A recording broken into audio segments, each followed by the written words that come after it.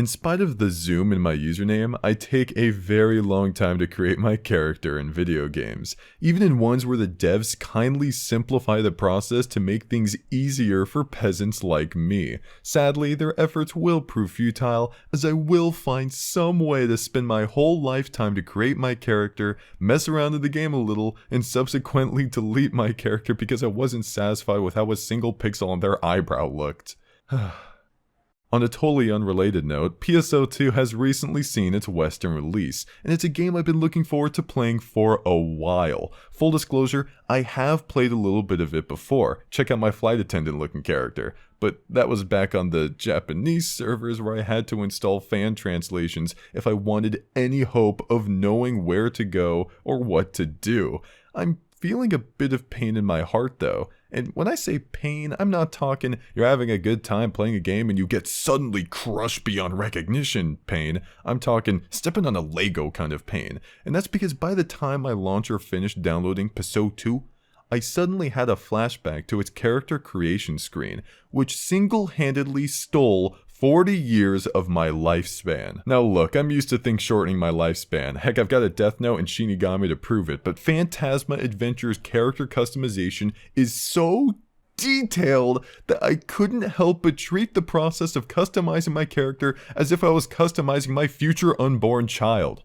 Do you ever think that's going to be a thing, by the way? I sure hope not. But seriously, look at all these options. Here it's face morphing, which has characteristics listed all around the square that each represent a kind of face you can make your character adopt the traits of. You can also swap them out for different combinations if you don't like the ones that were there at default. Normally games just give you a bunch of faces to choose from and say good luck, but Panty Star's style of naming facial characteristics makes it so much easier to understand what I want. Also, just about everything I'd want to see an option for in face customization is an option. Except that you can't add a mole, so I tragically cannot play as the spitting image of Sakurai. Yeah, you're limited to a few hairstyles when making your character, but I'll give it a pass since more can be unlocked in the future. And come on, you can imitate Josuke's haircut. How can you be mad at that? Body customization also has morphing, but with the addition of the height slider, which brings attention to this little old number up here, which displays your character's height.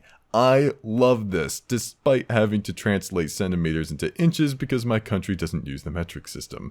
This number makes it so much easier to create a character that's based on someone real or fictional without having to play any guessing games. The main body parts also have tons of options going on, but let's talk about how they handle colors for stuff like your hair and eyes. Might I say that the options are infinite. There are no limitations. If you swear that there's a difference between these two colors and you prefer the latter, then go for it. I haven't even talked about the male cast yet. There's so much cool armor to choose from for all the body parts that in order for your character to look like garbage, you'd have to try pretty hard. Oh, there we go. Female casts look fantastic too, but they're a bit more sexualized when compared to their male counterparts who are decked in armor. I wouldn't call this a big downside. They still look great, but it's a little much for me. Oh, you can also adjust the horns on Doomans too. Let's get some love for the test, by the way. These are meant to give you a better idea of how your character will look and move before you commit yourself to actually playing as them.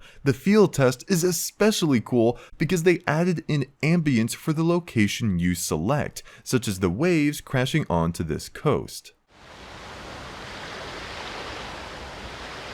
There's no shortage of vocal cords to attach to your character. Not only are there 31 separate voices to choose from, there's also 21 different pitches you can set for each voice, giving us a grand total of 651 voices. Some will sound similar, mind you, but I'm quite happy with what I've been able to pull off using this pitch feature. Only a few outfits and accessories are available right at the beginning, but you know what? As long as I can have the suit, I'm all good. Last but not least, there's a review changes feature, which will list every change you made to the default state of your character. You can also uncheck boxes to see what your character would look like without the change you made, so you can determine if you like to keep it or not. I wish this feature appeared more often in other games. Heck, I wish many of the features in this character creator were in other games, and I only nutshelled it. PSO2 is one of the very few games where I can spend my life making a character and feel totally confident in the way they look before I enter the game, and I really appreciate it for that. It's a shame I won't be able to play this game for a while though, since I've been uploading a video every day of this month. Can you tell? I'll see you tomorrow for more of the June Zoom. Take care.